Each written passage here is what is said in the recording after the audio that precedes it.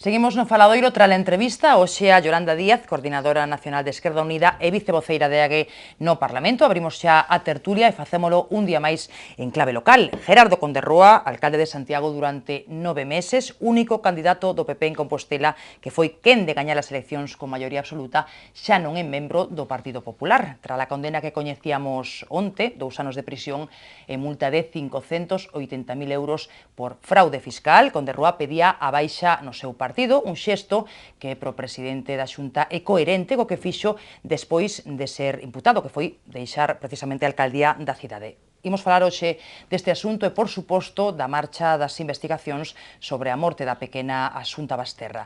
Hoxe, tanto o delegado do Goberno en Galicia, Samuel Juárez, como o fiscal superior, Carlos Varela, volvían facer un chamamento á prudencia e pedían que se evitaran xuizos precipitados en relación con este asunto. Teremos outras cuestións en riba da mesa, como, por exemplo, ese primeiro cumio de presidentes que se celebraba onte en Montepío. Hoxe están connosco a mesa do faladoiro o investigador social Xaime Subiela. Que tal, Xaime? Benvido un día máis.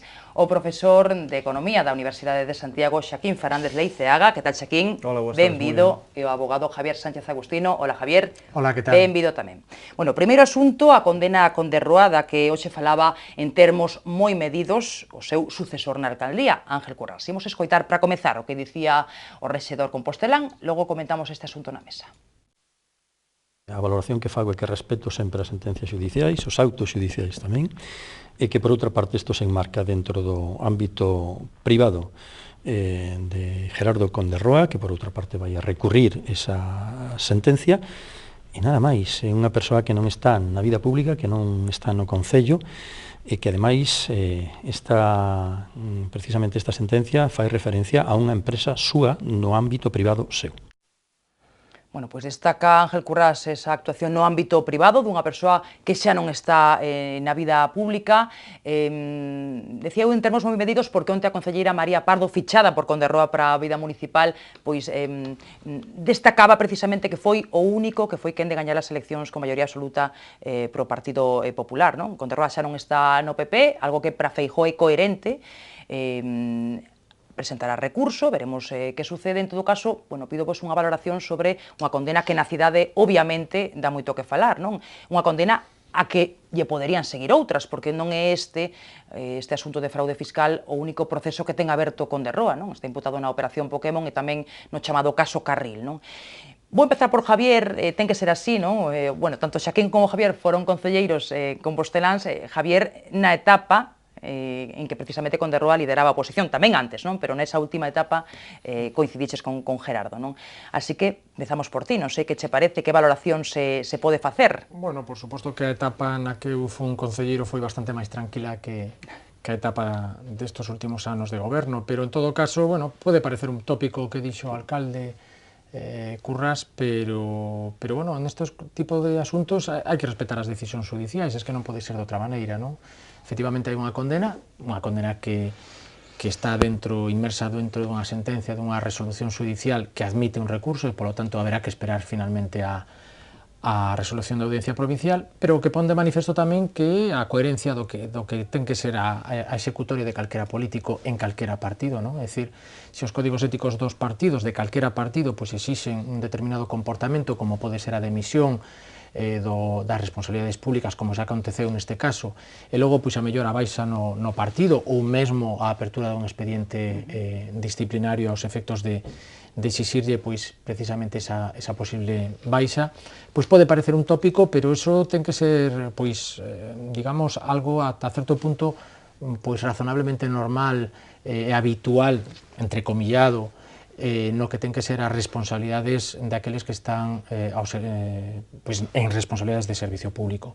Por iso eu digo que aínda que non coñezo o tema en concreto, porque non coñezo cal foi a súa tramitación, non coñezo nin siquiera a resolución judicial, pois hai que facer dúas valoracións. Unha, que se actuou coherentemente por parte daqueles que tiñan pois esta problemática, este problema, e en segundo lugar, pois que para a oposición creo que xa é un asunto rematado, ou ten que ser, é dicir, que xa houbo ou se sacou xa o rédito electoral por parte da oposición no Concello de Santiago de Compostela a este asunto, é dicir, conlevou ni máis ni menos que a demisión do recén elexido alcalde da cidade, e supoño que para a oposición non debería ter máis recorrido do que ten, non?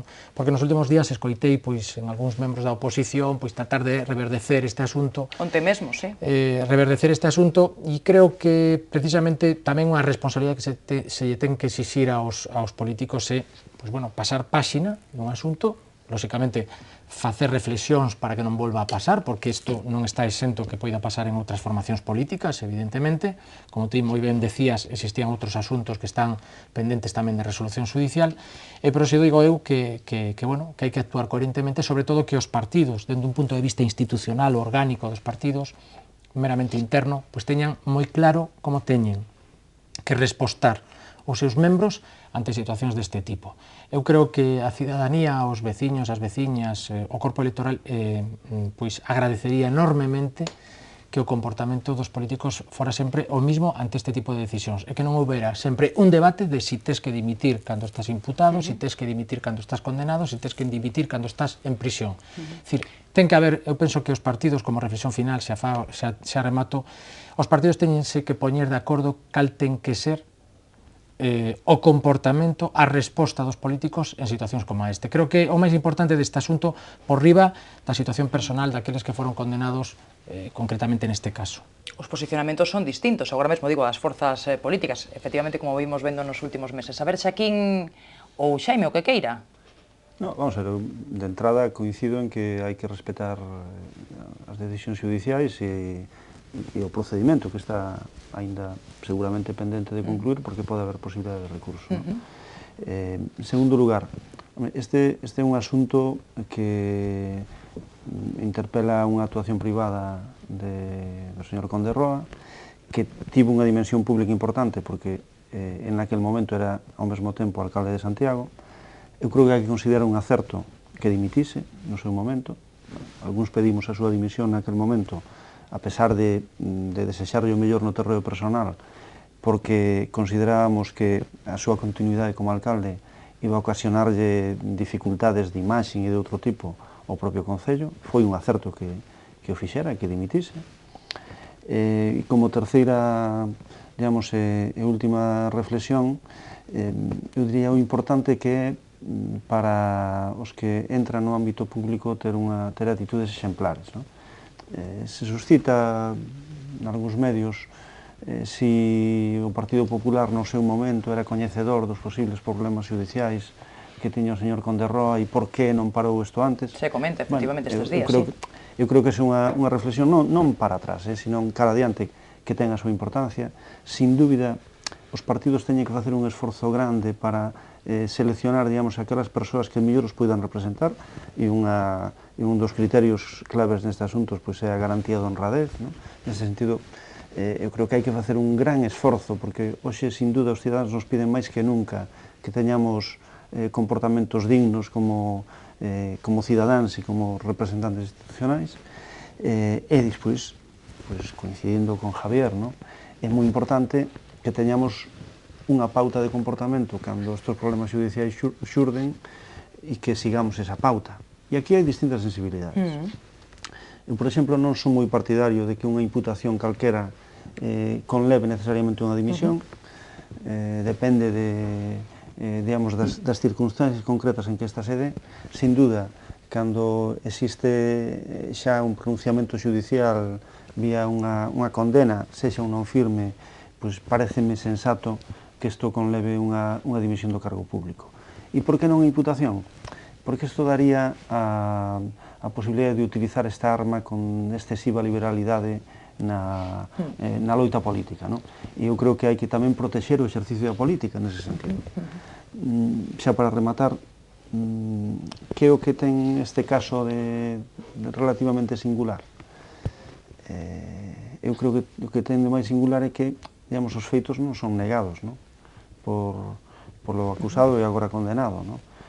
O que se discute, digamos, é a súa calificación xurídica, pero non os feitos en sí, non? E os feitos eran como sucede en outros casos.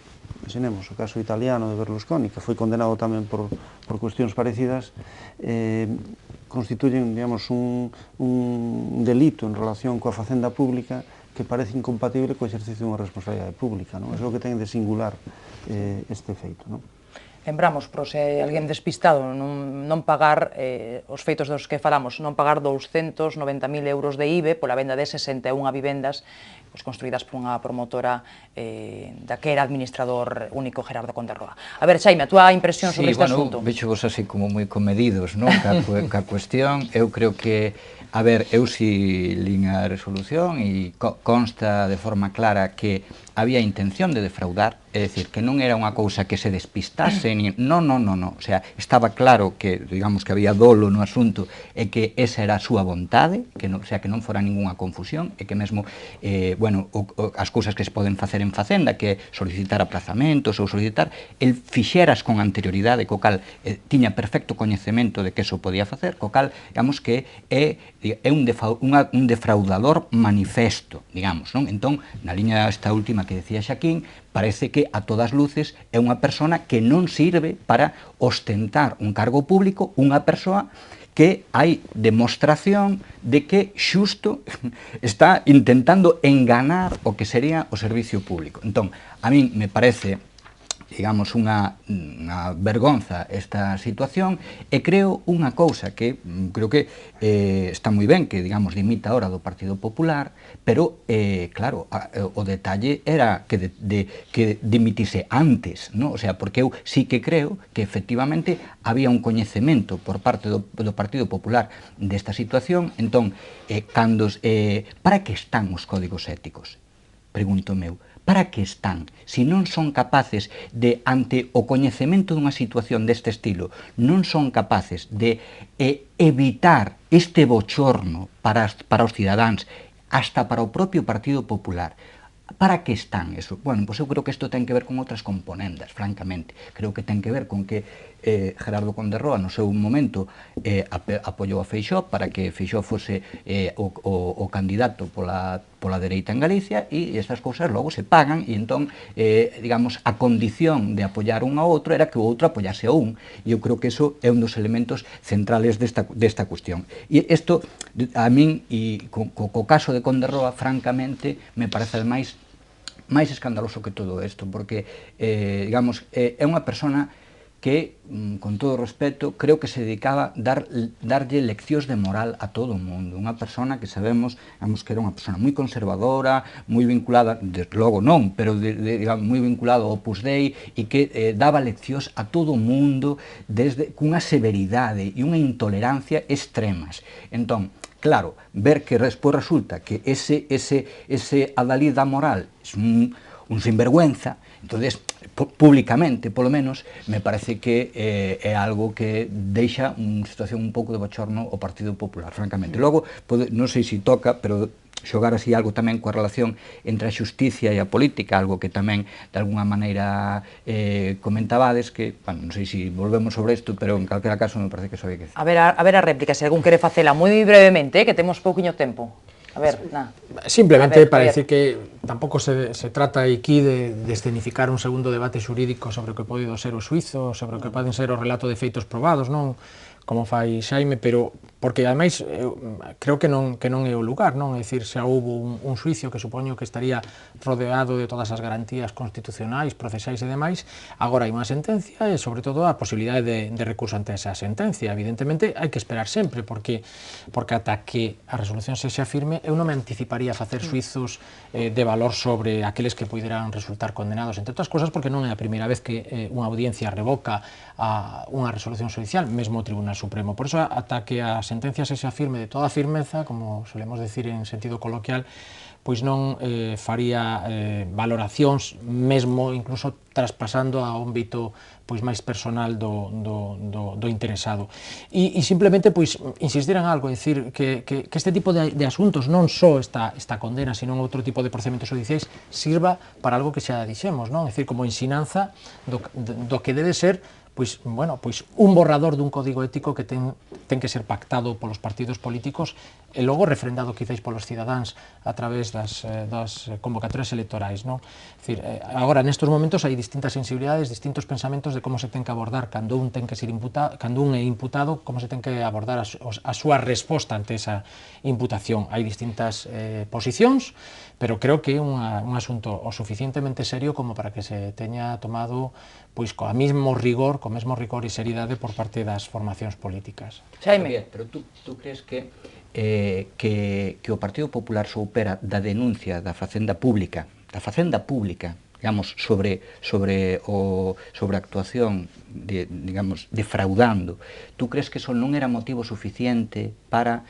evitar que esa persona encabezase unha lista electoral polo Partido Popular? Bueno, es que eu descoñezo se sabía naquel momento, porque claro, a secuencia lóxica e temporal non a coñezo, a cronoloxía dos feitos non a coñezo, por tanto non sei, nin teño probas de que o Partido Popular, non sei se eso se publicou en algún medio, pero descoñezo absolutamente que o Partido Popular tivera coñecemento previo á elección do señor Conde Roa como candidato á alcaldía, coñecemento previo da existencia da denuncia, é dicir, non sei se fora entre bastidores existía ese tipo de información, eu o descoñezo absolutamente, por lo tanto non podo facer ningún tipo de reflexión sobre ese asunto, é dicir, o descoñezo, supoño que non, porque de coñecer fehacientemente esa denuncia, hai que decir unha cousa, é dicir, unha denuncia a coñeces cando a coñece o propio interesado, é dicir, non vale decir, oye, se está dicindo por aí, se rumorea que hai unha denuncia, é dicir, o certo é que a imputación foi posterior á súa elección como alcalde e por eso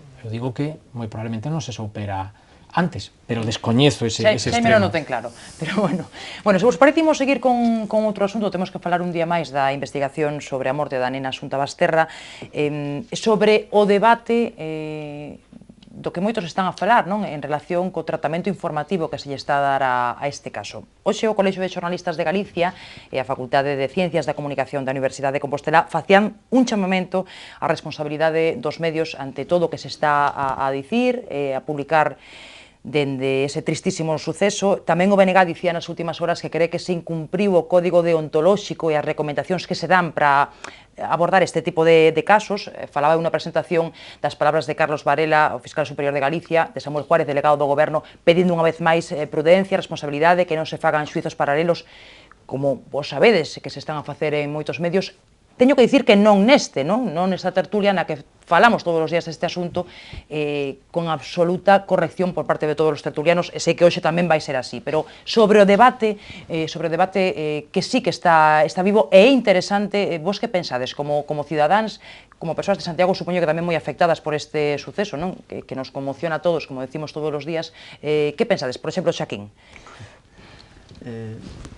Vamos a ver, non é por non falar exactamente deste caso, que sí eu creo que se pode decir algunhas cousas, senón por situalo en contexto, non?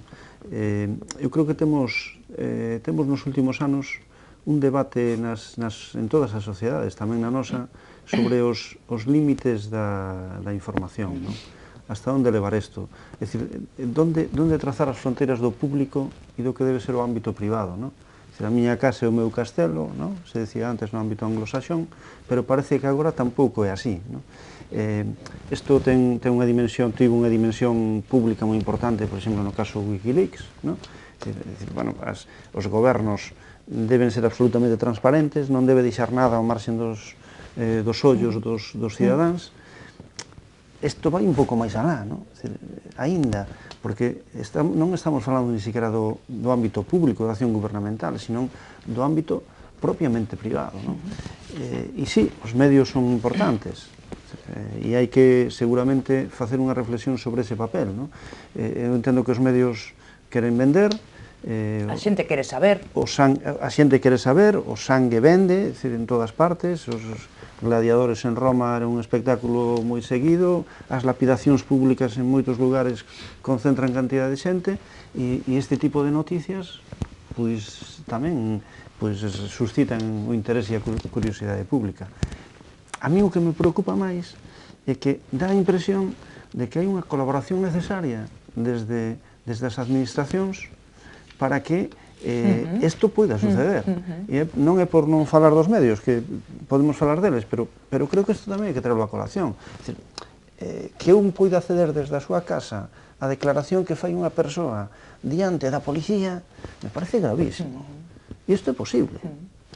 Entras en Neste, internet... noutros moitos casos... E neste, noutros moitos casos... Case algo habitual, non? Claro, Case extraña cando non hai filtracións. Acaba sendo habitual que se retransmita casi en directo as dilixencias xudiciais por fontes descoñecidas ou apócrifas, pero que teñen unha gran carga de verosimilitude porque aparecen reflexados en todos os medios. Entón, claro, isto é tremendo, porque, vamos a ver, aparte da cuestión da protección da privacidade, que eu creo que é moi importante, é que eu creo que isto tamén afecta a instrucción dos casos. Entón, claro, estamos, de alguna forma, introducindo un novo ingrediente no propio funcionamento da maquinaria da xusticia. Eu, en fin, non son experto no asunto, Javier conoce moito mellor isto, pero eu teño a impresión de que a instrucción moitas veces está sometida a un secreto do sumario porque o secreto facilita que as investigacións adianten e sexan máis productivas.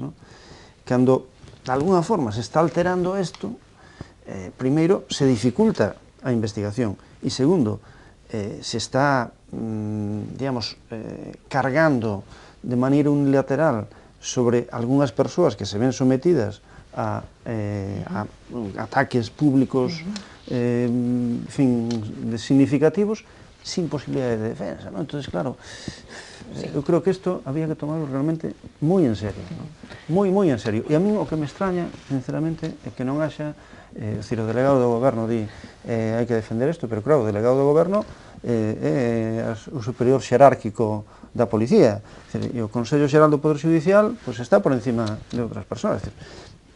Ademais de decir algo, o mellor tamén conviña que actuaran, abrindo unha investigación, ou, non sei, cos medios que están previstos na legislación. Moi atinada a reflexión que fais aquí, non sei se comparte, Xaime, deixamos o letrado pro final, que nos ilustra mellor. Pois sí, comparto moito o que di, a verdade, pareceme que é moi acertado, creo que efectivamente que hai institucións públicas que teñen responsabilidade en ese tipo de cousas, que están, bueno, o que estaba dicindo perfectamente, que afectan despois o propio desenvolvemento xurídico da cuestión, ou sea, o da impresión de que vai interferir en ese tipo de cousas. Entón, vamos, a todas luces,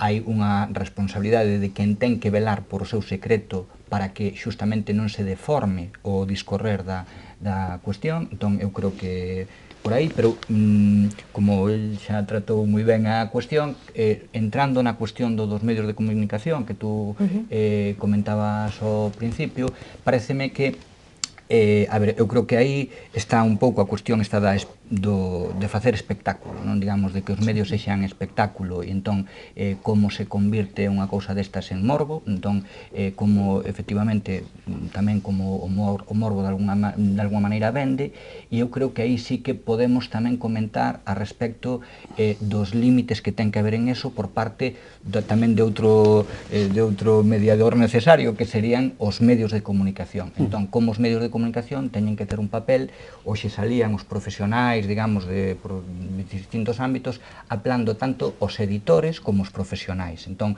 digamos, eu creo que esa é unha cuestión que ten que estar aí. Eu son partidario de que esas cousas se regulen, porque, de novo, aquí vemos como o código deontolóxico dos medios non funciona. O sea, este tipo de...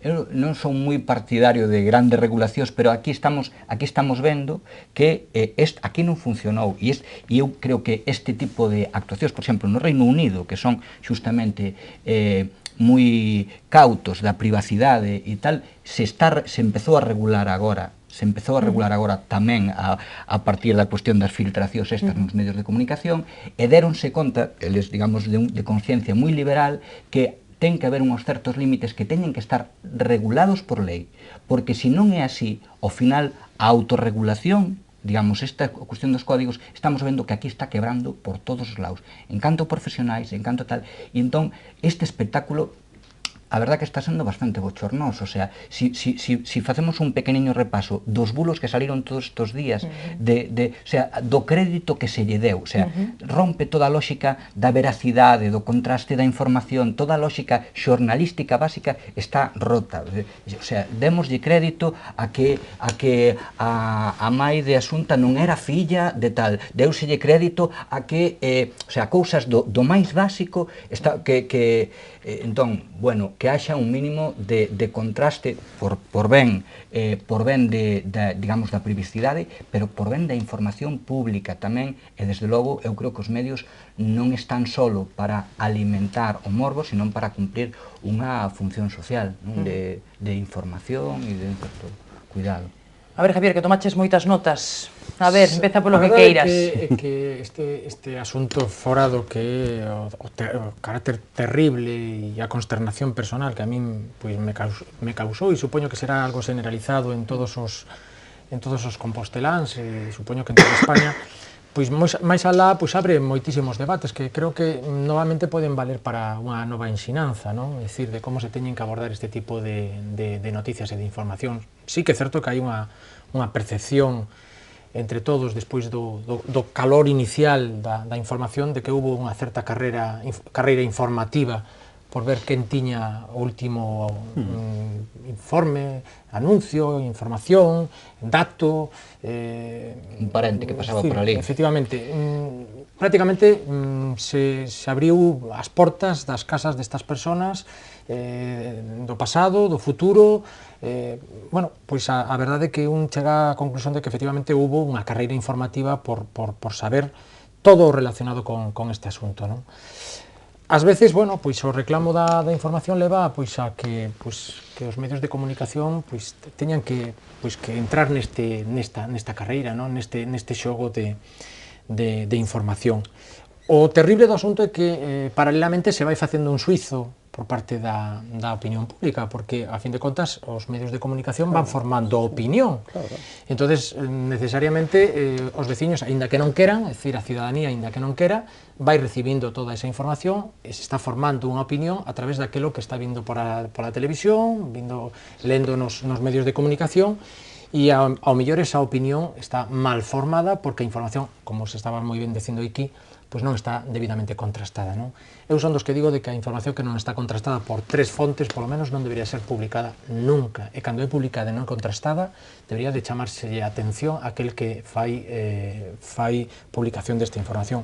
Mesmo as informacións tiñan que ir sempre firmadas con nome e apelidos para saber logo coas hemerotecas quen foi o responsable do bulo ou da mala información. Pero aquí se dá unha situación a respecto desto que a lógica dos medios da inmediatez, de que nas televisións daba a impresión de que estaba sucedendo, a lógica de estar sucedendo en directo, non? Eu creo que eso rompe moitas veces a posibilidade de que efectivamente haxa este contraste, porque, o sea, o que vías ao pé da casa, entrevistando a xente que pasaba por ali sin saber se efectivamente tiña algún coñecemento tal, era...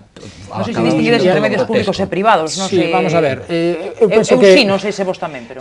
Singularizar resulta logo moi difícil, eu non son periodista, quizás a mellor é que ao sector do periodismo, ao colectivo dos periodistas é a quen hai que lle preguntar se efectivamente isto foi ben tratado informativamente, non? Quizás o periodismo ten que facer un acto de contrición e pensar, reflexionar con certo rigor se o tema desta morte foi ben tratado informativamente falando. Bueno, porque a mellor... Cando se pronuncia o colectivo de xornalistas por algo non? É porque detecta moitas deficiencias, non? No tratamento que se lle deu. Porque a mellor hai un sector do periodismo que está satisfeito dos resultados da información que prestaron aos cidadáns. Bueno, moi probablemente os resultados de audiencia, o mellor se satisfai, non? Pero quizás no pecado vai a penitencia, non? E a min pareceme que o peor que lle pode pasar a un periodista é que se lle desinfle unha noticia. E a min pareceme que se está desinflando esta noticia, é dicir, a pasos axigantados, precisamente por algo que decía Xaime, non? É dicir, a falta de contraste de algunhas informacións levou a que moitas xa foran bulos, pura rumoroloxía, publicada nos medios en primeira páxina ou sacada nas entradillas dos informativos, mesmo de programas de televisión dedicados a este tipo de asuntos. E logo, finalmente, para rematar, moi probablemente este asunto acabe nun suizo por xurado, si finalmente acaba nun suizo oral, pois vai a haber certa presión, un caldo de cultivo que se creou, que a ver como se vai a rebaixar ese caldo de cultivo fronte a un xurado que viviu, o que se viviu nestos días na cidade de Santiago, nos medios informativos de televisión, prensa, radio e demais, é dicir, como se vai a extraer un xurado popular, si hai, digo que non sei se haberá ou non un suizo por este asunto, como se vai a extraer para tomar unha decisión fundada ou meramente obxectiva como se lle pide, pois supoño que vai a ser complicado. E finalmente, recomendar a xente unha película, non hai unha película que é Furia, de Spencer Tracy, onde se condena socialmente a persona que non cometeu un delito, non? E eu sempre digo mesmo, non, que vale máis asober a 99 culpables que condenar a un só inocente. Por iso hai que ter moitísimo cuidado coa información que se presta neste tipo de asuntos, entre outras cousas porque interfiren na investigación, fai presión tamén nas forzas e corpos de seguridade do Estado, fai presión nos órganos jurisdiccionais, aínda que se queran extraer, resulta moi difícil manterse ao marxe desta voráxine informativa. Por iso eu digo que, é necesario absolutamente ter un pouco de cuidado como se manexa a información. Supoño que non todos o fixeron mal, supoño que a maioría o fixo pois de forma leal, coherente, coa súa responsabilidade como periodista, pero o resultado final non parece demasiado atractivo. A ver, rapidamente. Moi rapidamente. Eu percibo que hai unha crise no periodismo escrito non gratuito, digamos, non digital, sino de papel. E isto, eu creo que ten bastante que ver con eso. Esa crise, eu creo que está dando lugar a un adelgazamento das redaccións e, por tanto, dos controis periodísticos, e unha búsqueda de ingresos por outro lado. E posiblemente o periodismo de internet que se está facendo, non o que debería facer, senón o que está facendo, pois tamén vai por aí, teñamos poucos periodistas e busquemos como... Mira o que lle pasou ao país coa foto de Chávez. Sí. Seguramente foi debido a esa falta de un rigor ou dunha redacción en condicións. Eu espero que este tipo de cousas, que eu coincido coa valoración, hai un problema de control de fontes, de verificación de noticias, deste tipo de cousas, que acaban debilitando moito a credibilidade dos medios e acaban rompendo, digamos, a barreira entre o que é periodismo e o que é ficción, porque a veces xa nin sabes, tantos bulos que acaban generando unha realidade paralela, eu creo que eso é o peor cancro que está matando desde dentro o periodismo, e posiblemente os medios teñen que reflexionar sobre se non é moito máis importante reforzar o contido periodístico e non aforrar aí, e en cambio aforrar en todo o resto para facer produtos que sexan viables, porque eso é necesario. Se non hai viabilidade económica, o asunto non se pode facer. Pero se nos cargamos a función periodística, que diferencia existirá entre un medio que publica noticias que non verifica e o que conta nun blog calqueira que está disponible para todos gratuitamente, E esa é a clave do asunto. A ver, Xaime, moi breve, que teño que ir a publicidade. Está interesante. Un comentario, simplemente, decir que, a ver, é normal que socialmente haxa avidez de información, é normal que nunha situación tan brutal como esta, onde, bueno, a xente que vivimos alrededor de Santiago, estábamos moi impresionados, eu teño nenas pequenas, o sea, estabas impresionado ao principio. Tiñas a necesidade tamén de intentar comprender, Claro, o sea, tiñas a brutalidade de, primeiro, hasta que non había sospeitas de, bueno, a ver se había un loco por aí que tal, e despois a cuestión de explicar das túas fillas, é dicir, estas cousas que un pai pode matar a unha criatura ou unha mãe ou tal, o bulo digamos, deste xuicio previo que se está facendo. Entón, eu creo que ten que haber información e é normal que unha cousa destas dea moito xogo informativo. A cuestión é como se traslada eso sin que necesariamente, digamos, como se fai para que non se lle entregue necesariamente o sangue que decía antes Xaquín, o sea, que eu creo que non ten que vender solamente o morbo. si se dá información de alguma maneira con certo contraste tal, eso a medio plazo ten unha certa garantía tamén de fiabilidade e de outras cousas que tamén permiten diferenciar efectivamente o que é un medio mínimamente serio e contrastado e con información solvente o que é, pois, digamos, a prensa ou a televisión ou que sea amarela, que sempre a houbo e que, digamos, sempre se alimentou destos. Isto é el caso de sempre, pero multiplicado por 100 con máis audiencia. Quizás a mellor se houbera un periódico como o Caso, que se non existe, mellor outros periódicos non se ocupaban deste tipo de asuntos, non? E, vamos a ver, o asunto ten a suficiente complexidade como para que ninguén faga nin condenas nin absolucións anticipadas. É dicir, tanta complexidade ten que estar en manos daqueles que teñen a capacidade e a experiencia como para tratar o que son as forzas e corpos de seguridade do Estado e os órganos jurisdiccionais. E, finalmente, co feito das filtracións do asunto, non? Bueno, este é un país, Xaquín, que é filtrador por excelencia, é dicir, un país onde as sentencias do Tribunal Constitucional incluso se coñecen antes de que estiveran redactadas a máquina. Por iso que hai que facer outro esforzo tamén para que non haxa filtracións dende os xulgados, e a mellor hai que dar un escarmiento a alguén por filtrar este tipo de asuntos, sobre todo cando hai un segredo sumario que pode, xa digo unha vez máis, interferir logo nunha boa investigación, e sobre todo porque aos cidadáns nos interesa que se sepa a verdade material, e a única maneira é que haxa unha boa investigación. Cando se interfire, ao final, o mellor, xa digo, se condena ou se asuelve aquel que non se tiña que nin condenar nin absolver. Por iso algún caso hai, lembremos o caso de Rocío Báninkov. É necesario, por iso, non interferir. Bueno, imos deixalo aquí, moi mal de tempo, facemos un pequeno descanso, moi pequeniño, volvemos de contado, seguindo analizando a actualidade.